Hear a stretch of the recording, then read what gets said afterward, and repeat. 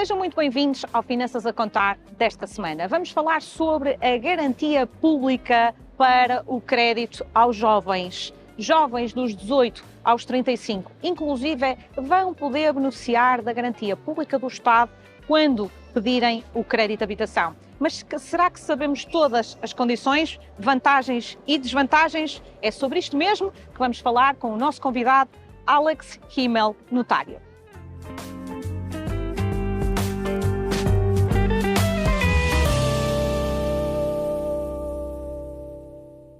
Olá, Alex. Olá, Karine. Bem-vindo. Vamos falar de um tema que é muito importante e, ao mesmo tempo, muito recente. E eu começaria por lhe perguntar o que é isto da garantia pública para a compra de habitação.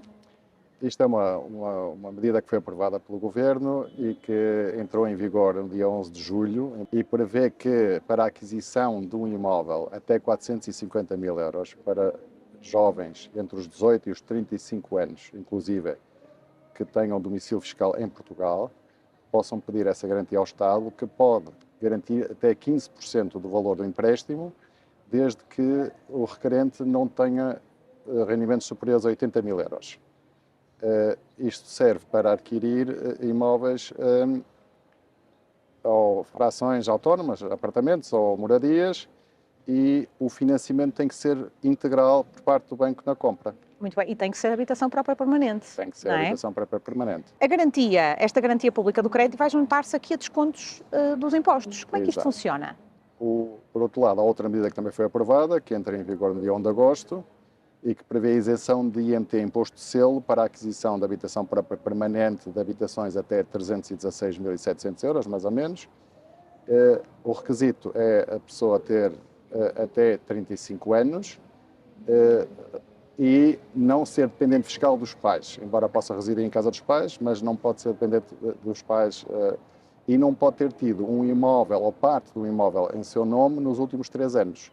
Nesse caso, não paga IMT nem imposto de selo. Estas medidas podem se juntar ou não? Sim, a lei não prevê a não cumulação das duas medidas. O que é que significa aqui o Estado ficar como fiador? Porque é muito importante passar esta... Significa que eu, por exemplo, não tenho que dar uma entrada? Pois, a ideia é exatamente essa. As pessoas hoje em dia têm muita dificuldade a comprar casa. Por um lado, temos as taxas de juros altas e os rendimentos baixos, mas outra das dificuldades que os jovens têm é que os bancos só financiam cerca de 80% a 85% do preço da casa e, portanto, terão que ter uma poupança de 15% do valor da casa que, com os rendimentos que têm, não conseguem. Certo. E, portanto, a ideia é a pessoa pedir 100% do crédito, o banco só podendo financiar 85%, o Estado garante os outros 15%. Portanto, eu não tenho que dar entrada nenhuma, aqui há os tais até 15% por parte do Estado, não é? Exatamente. E que outras garantias é que existem? É só porque nós temos a hipoteca da casa, não é? Depois para outras garantias, a hipoteca da casa, há o fiador, que podem ser pode outras acontecer pessoas, também, não é? Claro que esta medida, nesse sentido, é muito boa, mas vai beneficiar pouca gente, porque a pessoa tem sempre que ter rendimentos suficientes para pagar os 100% do crédito, não é? Colocou aqui uma informação muito importante, Alex, que é a taxa de esforço, e aqui pega um bocadinho nisso, não é? Portanto, a taxa de esforço é agora aplicada aos 100%, porque a pessoa não tem entrada, e a única diferença é que o Estado ultrapassa a questão de o banco não poder financiar 100%. Portanto, é importante nós passarmos lá para casa que o facto de nós termos o fiador sendo o Estado não significa que facilite a aprovação. Não, quer dizer, facilitar a aprovação porque não tem que ter entrada, mas tem que ter rendimentos suficientes para pagar os 100%, não é? Existe um conjunto de custos que devem ser considerados e relacionados também no caso da compra da habitação, que no caso destas medidas tem que ser considerado também. Há desde já o imposto de selo no empréstimo, que são 6 por mil, que o Estado decidiu isentar o imposto de selo na compra, mas não isentou o imposto de selo no empréstimo. E, por outro lado, tem o custo da escritura e do registro, não é? que tem sempre. Também tem que estar preparado para isto, não é? Tem que estar preparado para isso porque, lá está, não é o Estado que pratica esse serviço normalmente e, portanto, esse preço tem que ser pago, não é?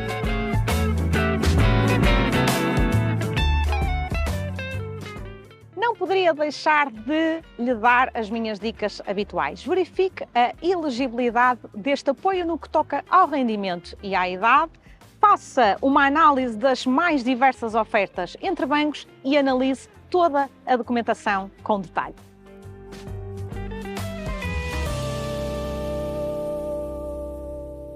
Até que valor da compra se aplica esta garantia na compra da primeira habitação, para focarmos aqui o valor que é muito importante? Até aos 450 mil euros. Muito bem. E conseguimos, porque há muitos jovens, e eu tenho muito esta percepção, que estão a adiar a compra para ver de que forma é que... O que é que acha sobre isso? Não serão assim tantos. Eu julgo que há alguns, como é lógico, aqueles que já iriam comprar uma casa e teriam até fundos para isso, esperaram até a entrada em vigor deste diploma, que sempre vão poupar, podem poupar até 15 mil euros, mais ou menos, não é? Portanto, é sempre um valor considerável. Embora, a mim parece-me que esta medida, este desconto nos impostos, será diluído no tempo porque os imóveis vão aumentar de valor, portanto, não será por aí. A questão principal, procura, não é? Exatamente, a questão principal é sempre os rendimentos baixos e as taxas de juros altas. Portanto, enquanto a pessoa não tiver realmente rendimentos suficientes para pagar, todas estas medidas não interessam, não é? Portanto, como é que nós fazemos a candidatura para ter a isenção do IMT? Isso basta ir às finanças e pedir para ser liquidado o imposto. No fundo, neste caso, liquidado é aplicar a taxa a zero, e eles conseguem verificar a idade da pessoa, não é? E conseguem verificar também se é proprietário de algum imóvel, se foi proprietário ou é nos últimos 3 anos. E em termos de documentos, para perceber aqui a elegibilidade Eu julgo que não, as finanças têm todos esses elementos, porque sabem se a pessoa é dependente fiscal dos pais, sabem quais são...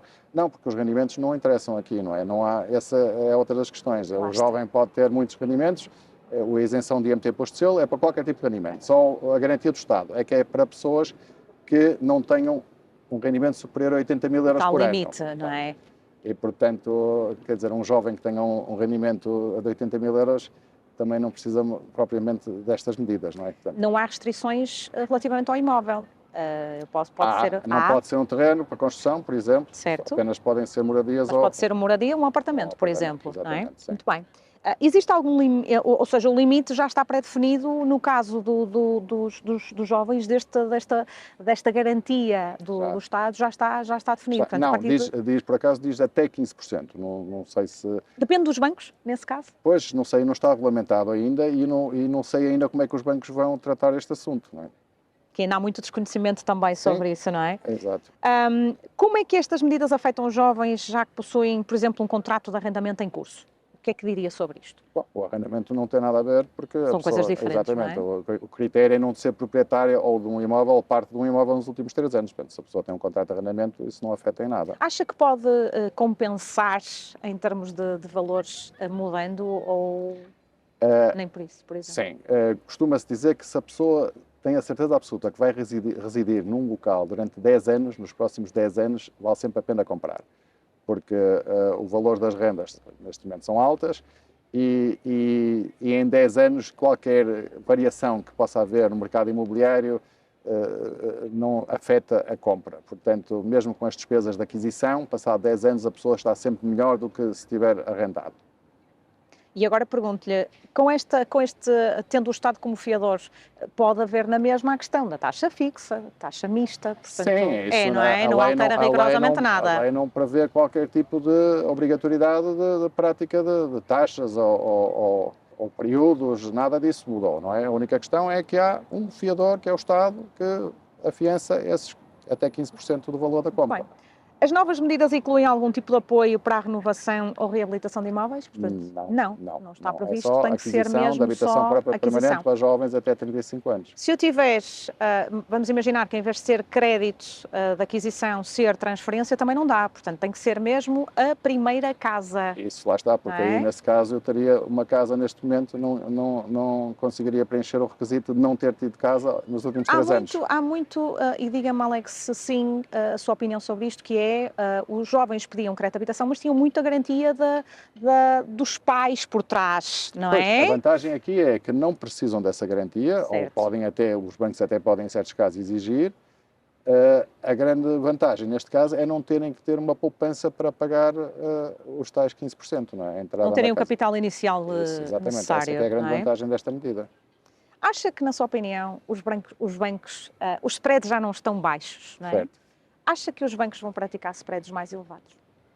Na sua opinião, com estas alterações? Não, eu julgo que não, porque o banco pode analisar este processo exatamente como analisaria até este momento, ou seja, se a pessoa tiver 85% do capital, quer dizer, financiar 85% do capital, embora agora vá financiar 100%. Os outros critérios são os rendimentos, não é? Ou seja, a análise é basicamente a mesma. Basicamente é a mesma, as garantias é que são diferentes. Isto é só para ultrapassar a impossibilidade do banco financiar 100%. Não é? Porque já houve alturas em que os bancos podiam financiar 100%. Sim. Isto agora está reduzido, porque foi uma questão que foi decidida para não haver crises imobiliárias, como já houve. O Estado só vai garantir esta parte extra que os bancos não podem financiar. Aliás, com críticas do Banco de Portugal. Lá está, e temos que estar atentos e perceber também se é uma boa solução, mesmo sendo esta questão dos 100%, não é? Eu julgo que é uma boa questão porque é uma ajuda aos jovens, não é? Isso sim, porque com os rendimentos que têm, já dificilmente conseguem pagar os empréstimos, muito menos conseguem fazer uma poupança. Claro. Portanto, teriam que poupar durante 4, 5, 6 anos até poderem comprar casa. Assim podem comprar logo, não é? Isso acho que sim. Muito bem, obrigada, Alex. Obrigado.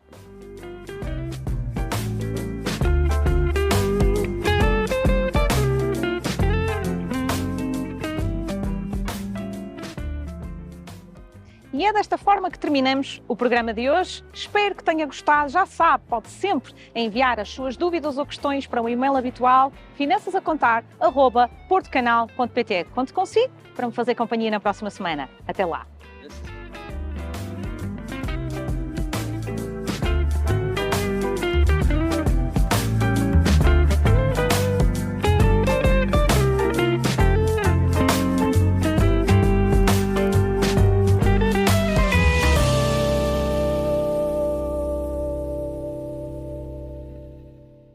Patrocinado por